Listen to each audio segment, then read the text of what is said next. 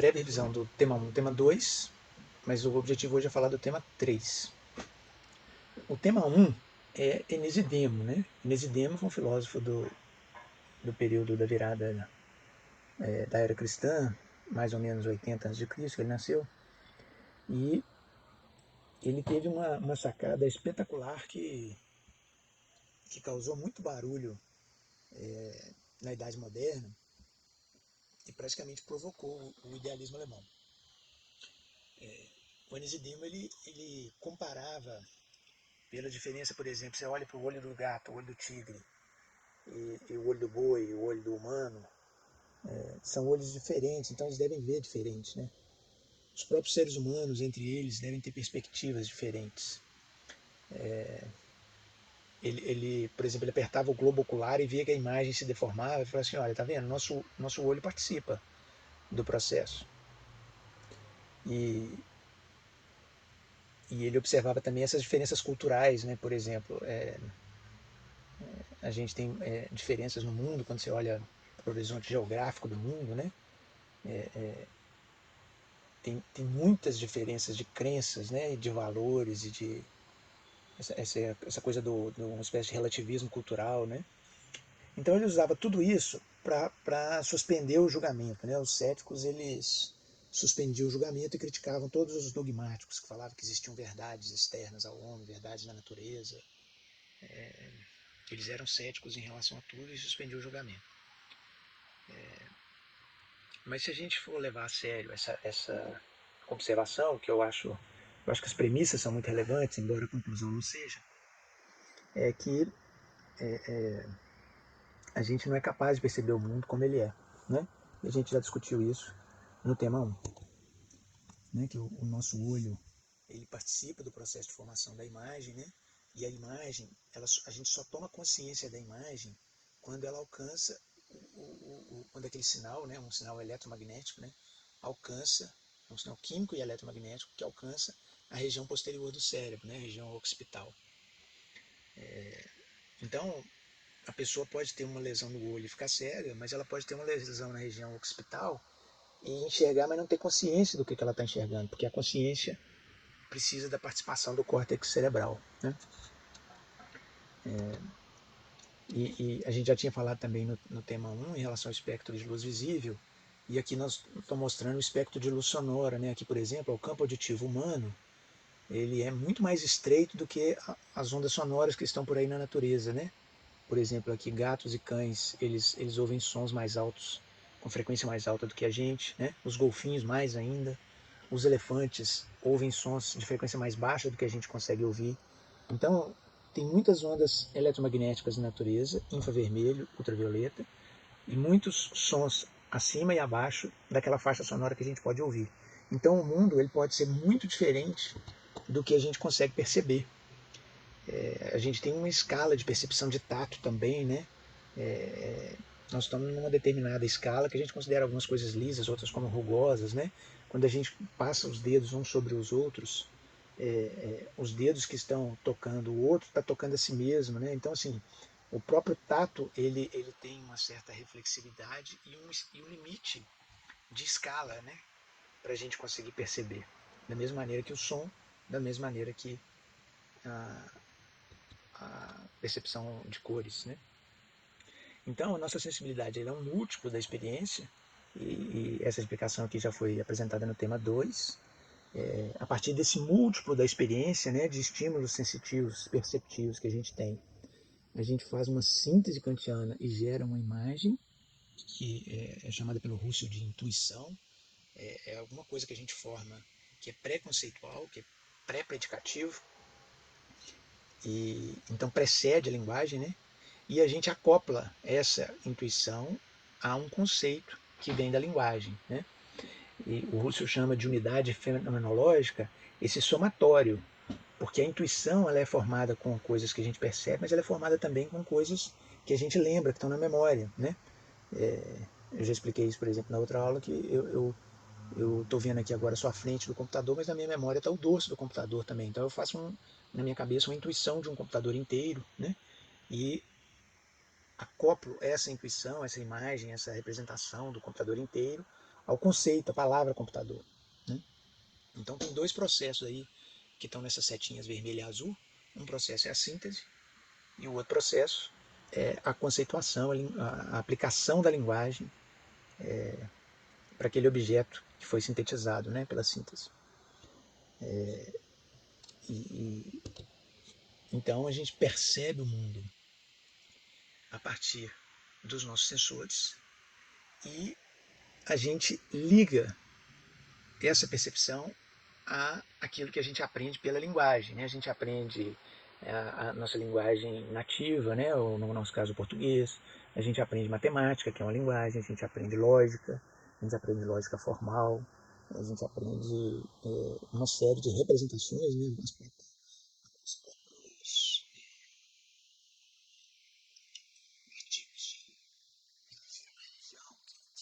Representação simbólica, representação sígnica, imagens, obra de arte, né? Tudo isso pode eventualmente funcionar como linguagem porque significa outra coisa. Mas a linguagem, enquanto linguagem ordinária, enquanto o português que eu estou falando aqui para fazer essa apresentação, ela meio que ela é acoplada, enquanto a gente vai crescendo, aprendendo, se desenvolvendo, ela é acoplada a coisas que a gente percebe, né? Então, o cérebro ele faz uma associação, uma correlação entre os conceitos, os modelos que a gente aprende e aquilo que a gente percebe, né? Então, o que a gente percebe, o que a gente diz, não são exatamente a mesma coisa. O que a gente diz é uma coisa geral, né? Eu usei o exemplo na apresentação do tema 2 da palavra cão. A palavra cão, ela representa uma ideia geral de cão. Quando eu falo de cão em geral, eu estou falando a palavra cão, eu não estou me referindo necessariamente a nenhum cão específico. Mas quando eu vejo um cão específico, eu evoco a palavra cão na minha memória, né? São duas coisas distintas. Essa palavra cão, que se refere a um cão em geral, uma ideia geral de cão, ela não existe no mundo. Enquanto que o cão específico ao qual me refiro, ele está aí no mundo. Né? Então são duas coisas separadas, como se fosse um hiato entre a linguagem e aquilo que a gente quer dizer com a linguagem.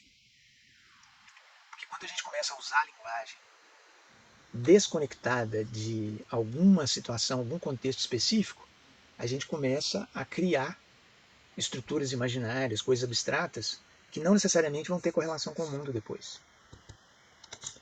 Então as nossas limitações de percepção, que foram apresentadas no tema 1, né, e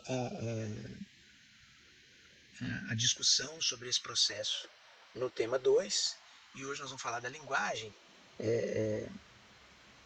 porque a linguagem é utilizada para a gente criar conceitos, aplicar os conceitos, construir teorias. E essas teorias geram nossos valores e crenças, né?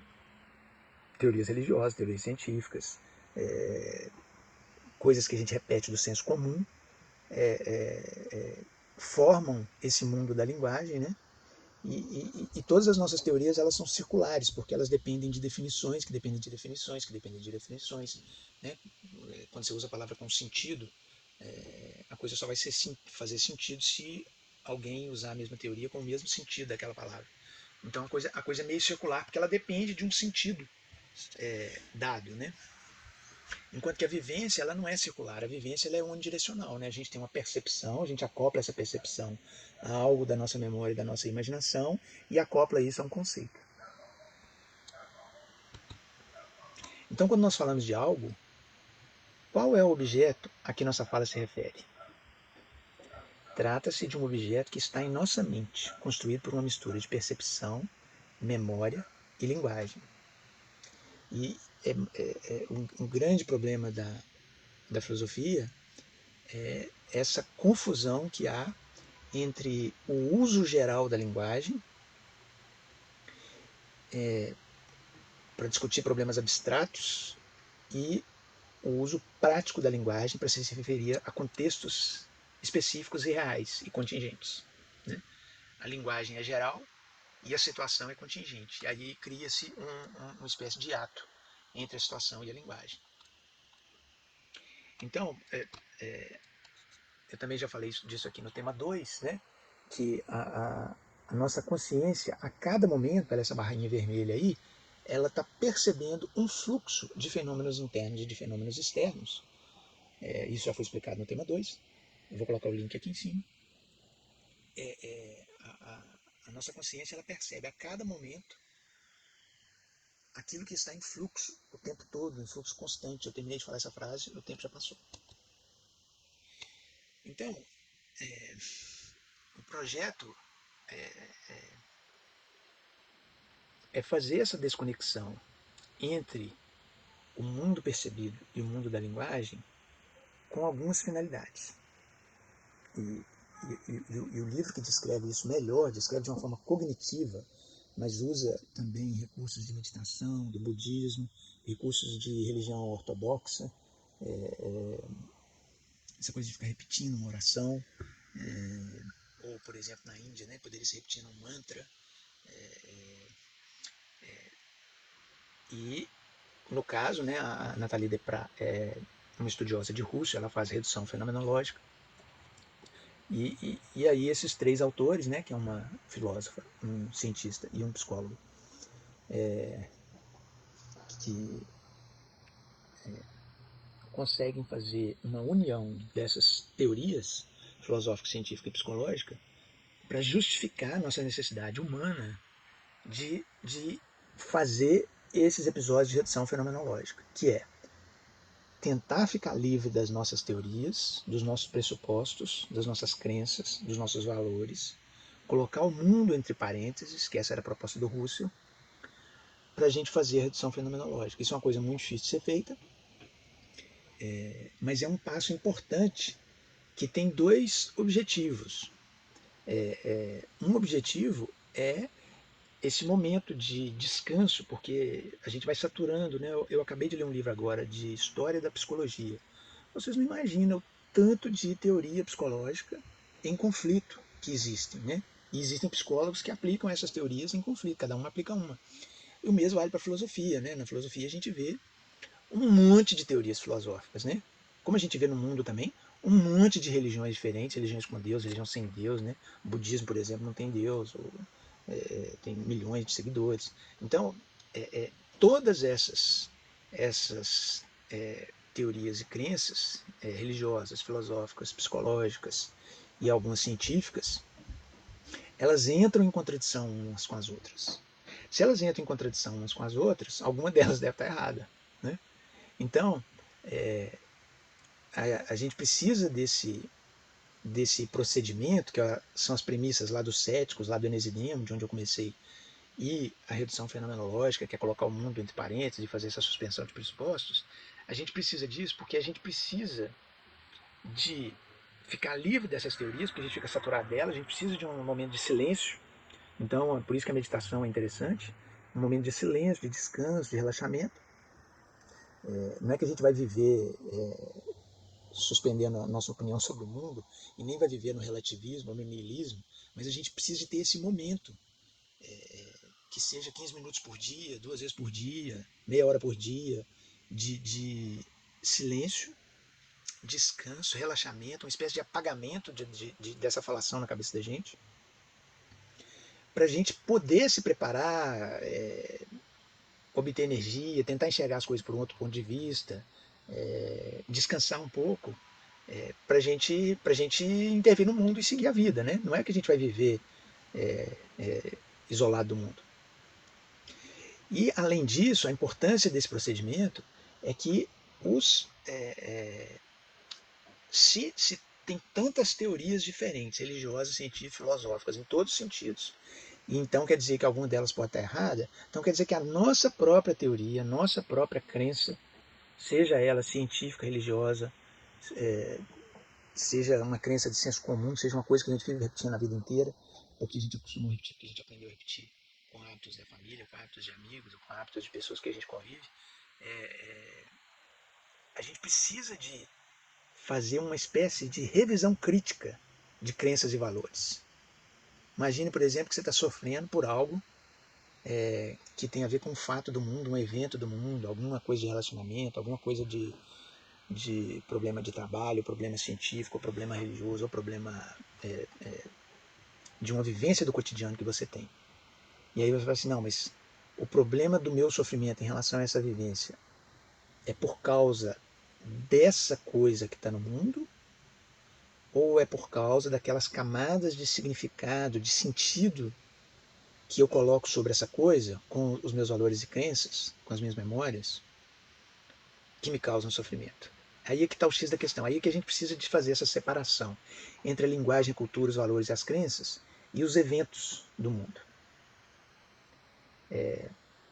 Esse procedimento ele requer uma suspensão de pressupostos, ele requer olhar para dentro, ver quais são as sensações que essas coisas que passam pela nossa cabeça nos provocam, deixar ir, é um passo importante, que é o terceiro passo da meditação, é deixar ir, ou seja, é deixar os pensamentos fluírem, observá-los à distância, e observar o que eles provocam na gente e por que eles provocam isso na gente. Então, esse procedimento ele não elimina a necessidade da linguagem. Eu preciso da linguagem para eu explicar o procedimento. Mas é importante a gente se livrar transitoriamente da linguagem, dos pressupostos, das crenças, dos valores, para que a gente possa eventualmente revisá-los. A gente não precisa de abandonar as nossas crenças, mas a gente precisa de revisar alguns aspectos das nossas crenças. Isso acontece com teorias científicas também. Eu trabalho numa especialidade médica, e a especialidade médica, quanto mais especialistas os médicos vão se tornando, mais eles têm um conjunto de crenças que são transmitidos da mesma forma pela linguagem do que as crenças religiosas, as crenças do cotidiano, as crenças do senso comum. O especialista ele embarca numa crença porque alguém que ele confia falou aquela crença, aquela proposição. Agora, quais são as evidências que apoiam aquela crença? Então, nem sempre o especialista ele está atento que ele está embarcando numa crença porque alguém falou alguma proposição, ou se ele está falando por causa de fato, que há evidência que apoia aquilo que é a crença dele. Então, a minha formação foi 20 anos tentando ver o que dá legitimidade para as crenças dos médicos em relação aos diagnósticos, aos tratamentos, ao prognóstico das pessoas, em relação à atividade médica em si. Mas isso pode ser expandido para a nossa vida em geral. A gente precisa de fazer revisão do que fundamenta as crenças científicas do especialista em medicina. A gente precisa fazer revisão do que fundamenta as crenças em geral que a gente tem, porque as nossas crenças elas determinam a nossa atitude e determinam a nossa postura diante do mundo.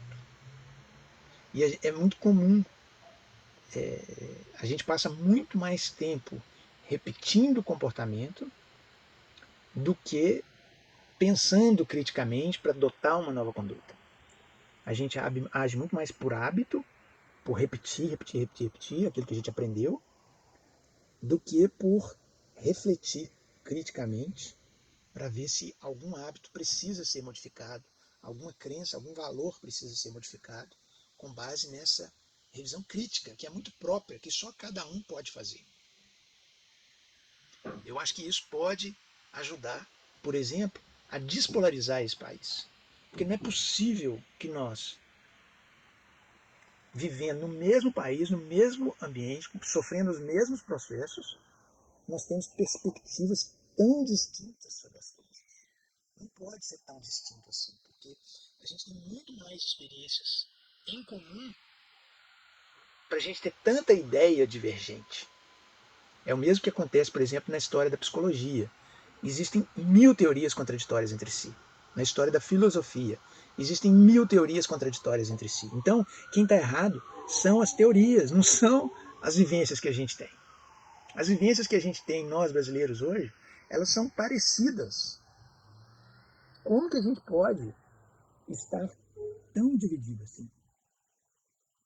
Então, a gente precisa de ficar atento porque as teorias, crenças e valores que a gente absorve por meme, por rede social, por imagem, e fica repetindo, a gente adota aquilo como atitude e a gente incorpora um comportamento de massa que não é nosso pessoal e individual, não é por escolha. A gente acaba sendo conduzido pelas ideias, crenças e valores que estão aí fora de nós, que estão aí no mundo. E a gente vai sendo conduzido por elas sem perceber, sem fazer uma revisão crítica. Então a gente precisa de 15 minutos, 2 vezes por dia, de redução fenomenológica para a gente fazer revisão crítica de crenças e valores.